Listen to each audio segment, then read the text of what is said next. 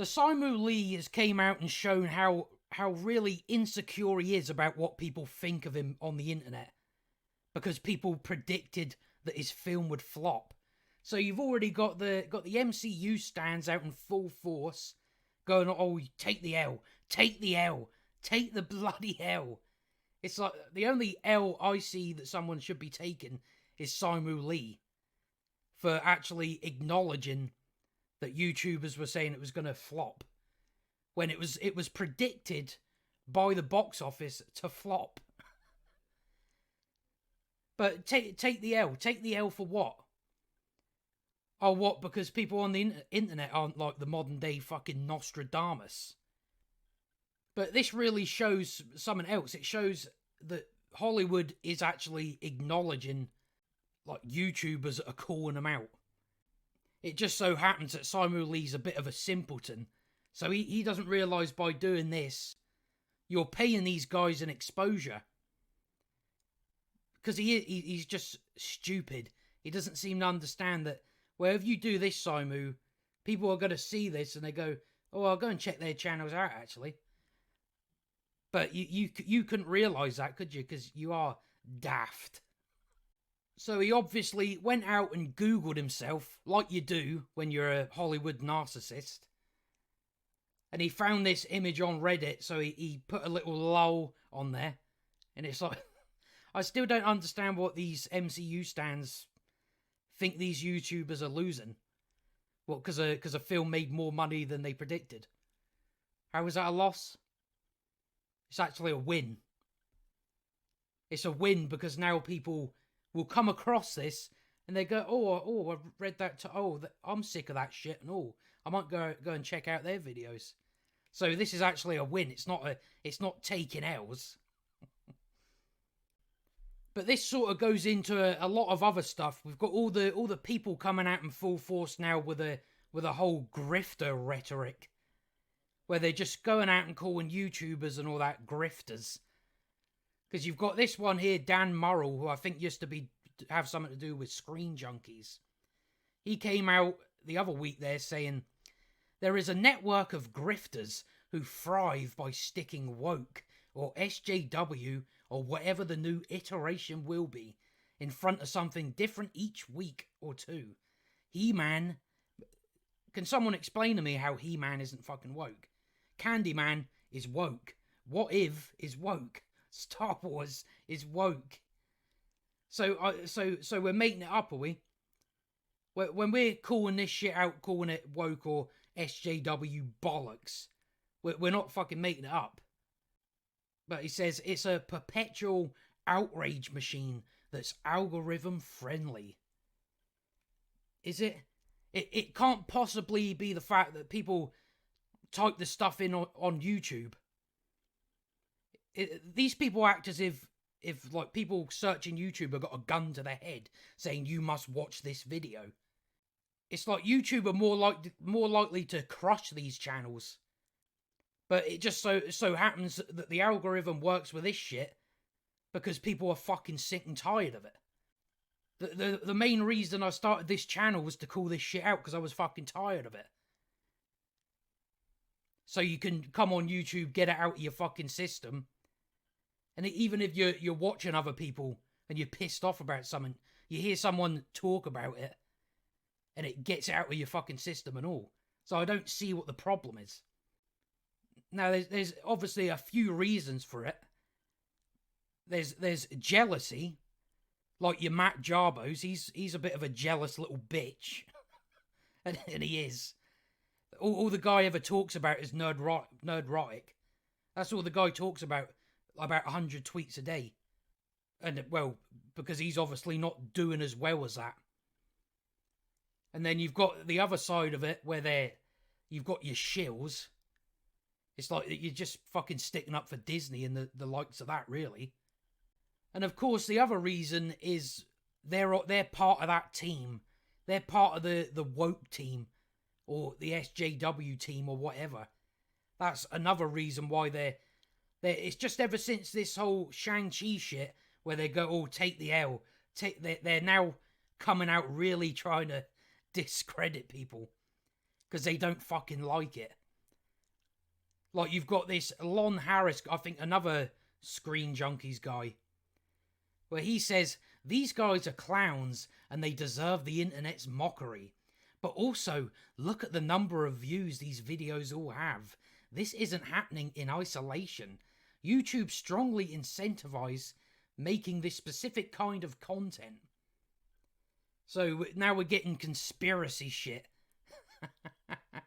Now we get going in the conspiracy wacko shit. It's like, how can you not understand? The reason they've got so many views is because people are wanting to watch it. No one's forcing anyone to watch anything. And they just can't understand that where they think channels are just doing this, it's just grifting. Oh, you're just grifting, am I? Well, no, I'm genuinely actually fucking tired of this woke bollocks. And they just hate the fact that people are getting success. That's what they hate. That's what they hate the most. And they can't understand why anyone would watch it just because they're not into it. And also, this guy does shit for Rotten Tomatoes as well. So we're going to trust his opinion. No, he's probably... You'd use him as an example of a shill. Well, I would anyway. But he went on and he said, that's not an excuse for being a grown man whose chosen career is photoshopping fake tears on an actor's face because their new movie flopping would suit the bizarre fictional narrative you've been spinning for your gullible audience of chuds for years. But it's a problem. Is it a problem? It's a problem for you. And what the funny thing about all this is these people want to become successful, right? But they're going around calling people's audiences gullible. They don't seem to understand it, as if people are going to fucking listen to you when you've just called them all gullible. But then again, that's just probably why you ain't fucking successful. Mr. Quarterman, talking about the quartering, tried to send his army of ghouls after me, and I got like 3 angry tweets from people who just figured out GIFs. Never forget, on any kind of level playing field, you massively outnumber these fools. I think you're giving yourself a bit of a boost there, I think. But you can tell how it really bothers these people. It really bothers them. Because why have you even got to say it? Why don't you just worry about what you're doing? And that's why the likes of Matt Jarbo don't do well. First of all, Matt Jarbo false flags people's videos because he's a jealous little man. And he's just constantly going after other YouTubers. And he wonders why he ain't successful. See, if he worried about his own shit, he would be successful. But he doesn't. He's too concerned about what other people are doing. It's like, just get on with your thing. But they just don't like that us speaking about this sort of shit has some sort of following. And they just hate the fact that they're overshadowed by these channels. So when they're coming out and saying, oh, it's all a grift and all that, it's like, all you're trying to do is steal their success. That's all you're trying to do. You're trying to become successful off someone else's back. That's what you're doing. And then you've got people like this that are just a part of the woke brigade.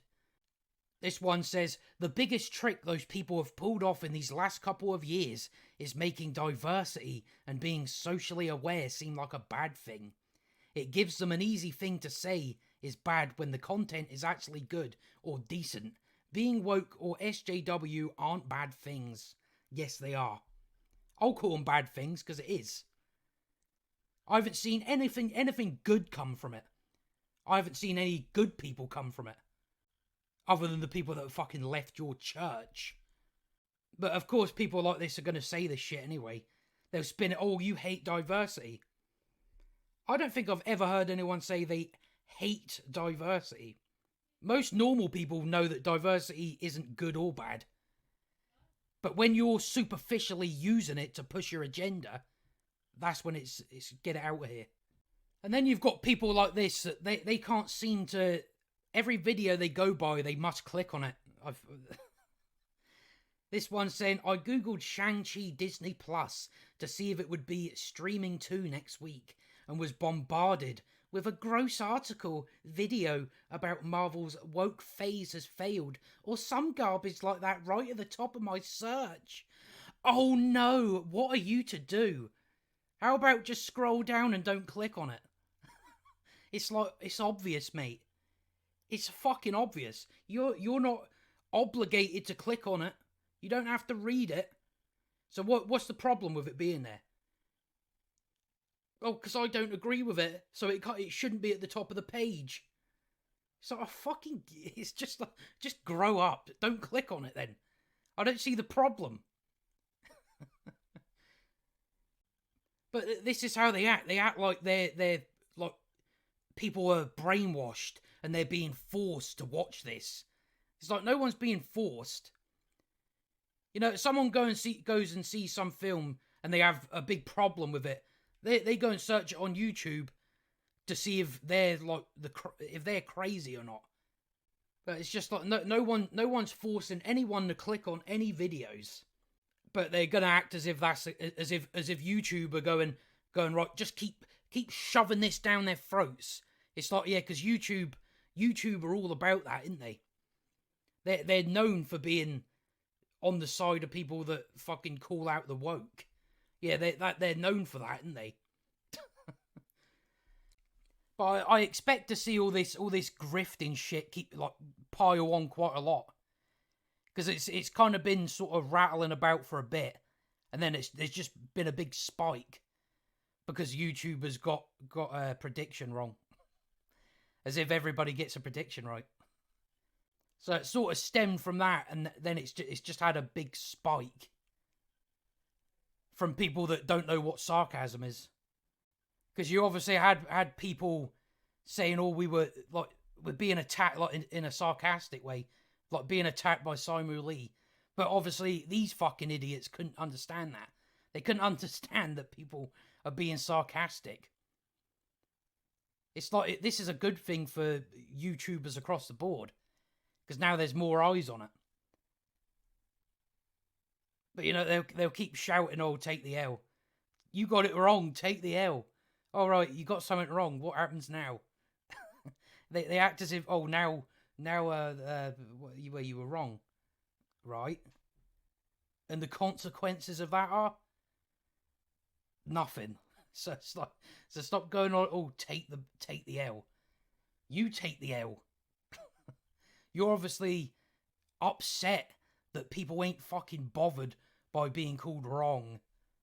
But I expect to see this keep going for at least a couple more days. Then it would die down, and the only person you have talking about stuff like this is Matt Jarbo. Because he's actually grifting by calling other people grifters. I know the irony. He's just trying to piggyback off other people, is what it is. I don't know who's listening to him. But I suppose a lot of the stuff going on just proves that feathers are getting ruffled and cages are being rattled. But I think that's all I've got to say on that anyway. So if you enjoyed the video, like and subscribe, and I'll see you next time.